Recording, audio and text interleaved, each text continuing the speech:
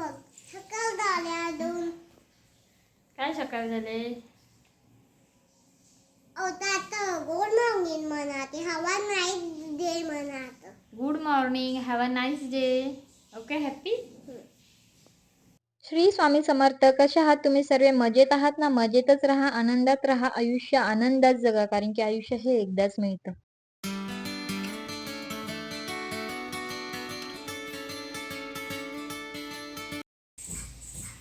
खुश आहेस तू?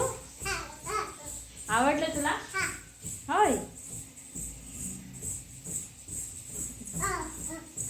छान खेळते की नाही आरू तू? आम्ही आता चाललोय सर्वजण नाश्ता करायला वरती नाश्ता आहे त्यांचा, जेवणाचं सेक्शन वरती आहे सर्व. मग आम्ही आता वरती आलोय नाश्ता करायला. काल खूप हेवी झालं होतं, रात्री लेट पोचलो होतो आणि ते हराभरा कबाब पण खूप जड, म्हणजे खाल्लं, पोट खूप भरलं होतं. ते नसतं खाऊन नुसतं झोपलं, मग काही पचलं नव्हतं. मग आम्ही फक्त थोडा शिरा आणि पोहे एकच प्लेट घेतली आणि मी चहा घेतला. नाश्ता इन्क्लुडिंग होता त्यामध्ये, चार्जेसमध्ये हॉटेलच्या, आणि जे डिनर होतं त्याचे चार्जेस घेतले, जे पैसे घेतले त्या लोकांनी. आणि आता आम्ही नाश्ता करून पुन्हा रूममध्ये आलो आणि सर्व पॅकिंग केले, जे काय करायचं होतं, आणि पॅक करून आम्ही पुन्हा निघालो. कणकवलीमधून निघालो आणि आता आम्ही बीचवर चाललो आहोत. दांडी बीच मालवणचा, तिथे चाललोय मासे घ्यायला. तिच्या डॅडाचा गॉगल घालून ती मस्ती करत बसली होती आणि परत तिचा घालून झालं, ती मला इन्सिस्ट करत होती, फोर्स करत होती की तूही घाल आई, मला बघायचं तू कशी दिसते म्हणून.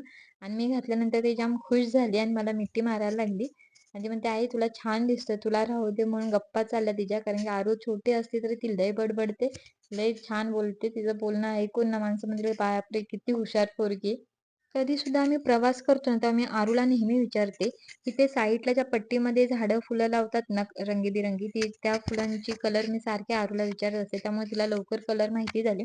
तिला असं मी बाहेर चाललो ना, मग आजूबाजूला काय त्या गोष्टी काय आहेत ते सर्व विचारत असते आणि तिला सांगत असते हे असं आहे तसं आहे, मग ते तिच्या लक्षात लगेच राहतं. मग इथे जी फुलं लावली त्या सर्व फुलांची तिने कलर व्यवस्थित सांगितलं. कोकणात मालवणात जायचं म्हटलं ना की अर्धा थकवा तिथंच निघून जातो, कारण तिथली झाडं वगैरे बघून तिथलं वातावरण बघून एवढं भारी वाटतं आणि प्रसन्न वाटतं ना, मनाला एवढं शांतता मिळते ना, आणि डोकंही एवढं शांत होतं ना, हे दृश्य पाहून खूप भारी वाटतं, प्रसन्न वाटतं.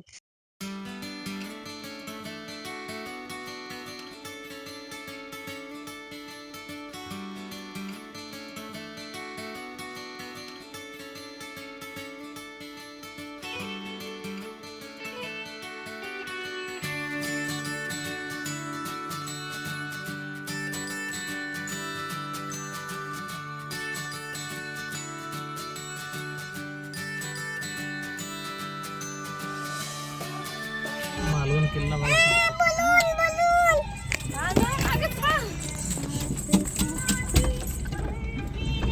समुद्र किनाऱ्यावर ना पॅराग्लायडिंग चालू होती, ती बघून ती लांबनं तिला वाटत होतं की बलून आहे, तर ती बलून बलून म्हणून एवढी खुश झाली, लांबून तिला फुग्यासारखं दिसत होतं म्हणून.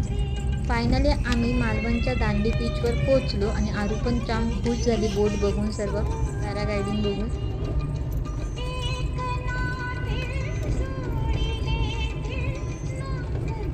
आरूचा डॅडा गेलाय फिश बघायला आणि आरू काय करायला लागले बघा. इथं आरूच्या डॅडाने तिला शिकवले कसं ग. हे बघा, डोळा मारायला लागली ही पोरगी. काय वाटतं का तिला? ती बघा कसं. हट आगाव. तसं करायचं नाही, डोळा मारतात. कसं शिकवलंय? तसं करायचं नाही, मारीन मग. कसं डोळा मारायला शिकवलंय बघू.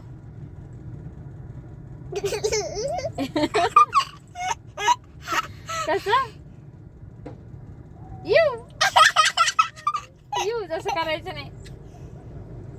कसं. आणि एक एक भोवळी उडव, ही अशी एक उडव, ही अशी उडव, अशी अशी अशी. हाताने नाही, असं असं तू करते ना, असं असं असं असं काहीतरी कर. कसं करते? दोन्ही डोळे मारायला येतात. ते बघ कशी करते पोरगी, कशी करते. आरू ना खूप हुशार आहे, ती ना सर्व गोष्टी लगेच कॅप्चर करते. ज्या डॅडाने तिला शिकवलं होतं की एक भवई कशी उडवायची, तीही तिला येते, पण मला अजून जमत नाही. तर तिला येतात एक भोवई उडवायला आणि अशी लाईनीत उडवतात ना भोवई, तशी ती उडवते. आणि आता आम्ही बीचवर आलेलो आहे, ते फिश बघायला गेले तिकडे. फिश बघतायत, सिलेक्ट करतात काय काय त्यांना सांगितलंय ते धुवून घ्यायला लागलेत. आणि मी आणि आरू आलो आता बीचवर. तर ती काय ती नको खूप खुश झाली पाणी बघून, पण नाही, जसं इथं जसं साईडला पाण्याच्या उभं लाटा राहायचं. यायला लागल्या आणि त्या आवाजाने ती घाबरायला लागली आणि मागे पळून यायला लागली. काय झालं, आरू घाबरते? या ये हात पकड. अगं थांब, अरे डॉग येते, पळू नको. इथे क्राब आहे, क्राब. इथं फोटो काढू ना आरू, इथं इथं फोटो काढ. फोटो तर काढू ये बरं, फोटो तर काढू ये. इथं उभा राहा, इथं उभा राहा, इथं.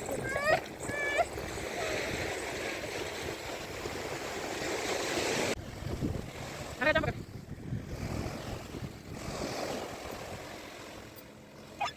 आरू घाबरून, पाण्याच्या आवाजाला घाबरून पुढं काही जाईना आणि ती माझा हात पण सोडा नाही, माझ्यापाशीच उभा राहायला लागली, मला चिटकून उभा राहिली. पाण्याच्या लाटा जसं जशा पुढे यायला लागल्या ती पळत होती मागे मागे. तिला म्हटलं आपण थोडा फोटो काढूया उभा राहा मग जाऊ. बोटीपाशी. तर तिला मी नावपाशी नेलं. तर ती नाव ती बोटीपाशी उभा एकदम राहा की. किनाऱ्यापासून लांब आहे ना, इथं त्या उभा राहा, नावपाशी फोटो ती काढू. गेली आणि मगच फोटो काढला, नाहीतर ती जात नव्हती. त्या ठिकाणी ओलं नाही, सुकं आहे, नाव एकदम पाठी होती ना, तिथं गेली. मग म्हणते मी आता फोटो काढते आणि मग तिला नावेत बसून फोटो वगैरे काढले, एन्जॉय केला थोडा. आणि तिने तर एन्जॉय केलाच, पण पाण्याच्या आवाजाला ती खूप जाम घाबरली. मीही सुद्धा एन्जॉय केला, मलाही खूप फ्रेश वाटलं, बरं वाटलं इथं येऊन. शांत जरा तेवढा एक दिवस जरा रिकामा, नाही तर रोज रोज आपलं आहेच आपल्या मागं काम. माझं जरा खूप बरं वाटलं, रिलॅक्स वाटलं, शांतता वाटली. ह्या बीचवर ना पाणी खूप स्वच्छ आहे, क्लिअर आहे. ह्या बीचच्या आजूबाजूला सुद्धा घाण नाही, खूप स्वच्छता आहे. आणि इथं पॅराग्लायडिंग पण चालू आहे. आणि इथं त्या बोटी सुद्धा आहेत, म्हणजे ते रेस बोट सारख्या आहेत तिथे. आम्ही काही गेलो नाही. आणि इथे लहान मुलं पण खूप सारे खेळत होते. ते रेस बोट, पाण्याची मला आधीच भीती वाटते, पाणी म्हटलं की मी पण जास्त जवळ जात नाही पाण्याच्या. ती रेस बोट आहे, परत पॅराग्लायडिंग आहे, अजून काय काय आहे माहीत नाही, पण हे तर आहे तिथं दिसलेलं मला. आमचं फोटो काढून व्हिडिओ काढून झाल्यानंतर इकडे आम्ही इकडे. गेलो आहोंकडे. आहोंचं अजून काम चालूच होतं. आणि इथे त्या मावशी आहेत, आजी आहेत, त्या फिश कट करत होत्या, ते साफ करत होती घाण. कसं आणि आहे आरू पण ते बघून खूप जाम खुश झाली. फिश फिश म्हटले की ती आरू? फिश लवरच आहे, तिला पण फिश पाडशी. आवडते खायला. मग तिला म्हटलं आपण फोटो काढू, म्हणून तिला हातात दिला तर ती जाम खुश झाली. मी फिश पकडली म्हणून. आणि इथे आहो आहे ते त्यांचं काय फिश पॅकिंग करायचं चालू आहे. आम्ही फिश ना एका कॅरी बॅगमध्ये व्यवस्थित पॅक करतो आणि मग घेऊन जातो. आणि फिश पॅकिंग झाली आणि त्यानंतर आम्ही निघालो पुन्हा परतीच्या प्रवासाला. आम्ही चाललो आता आमच्या घरी.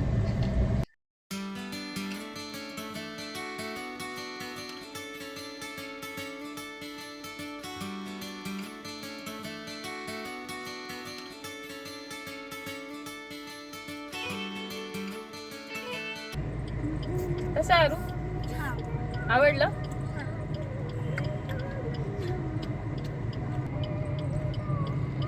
छान आहे ना?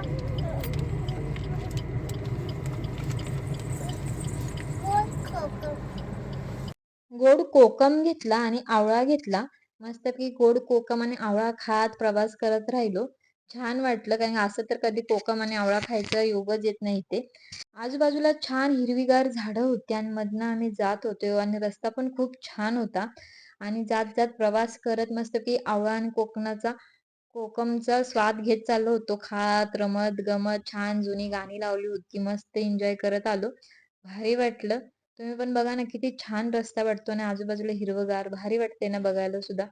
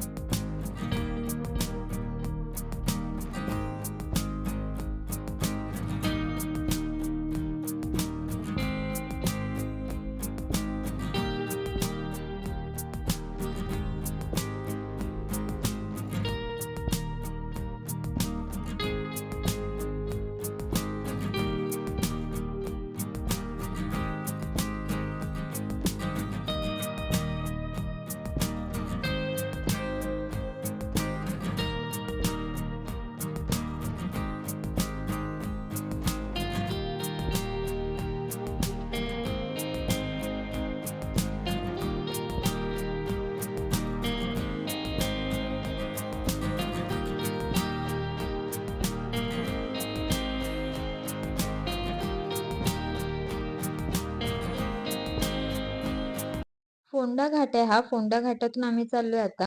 या घाटातून जाताना ना गणपतीचं मंदिर लागतं. म्हणजे गणपतीचं मंदिरच म्हणता येईल, कारण की तिथं असं म्हणजे दगड असेल बहुतेक आणि तिथून असं पेंटिंग केलंय गणपतीचं, असं दिसत होतं.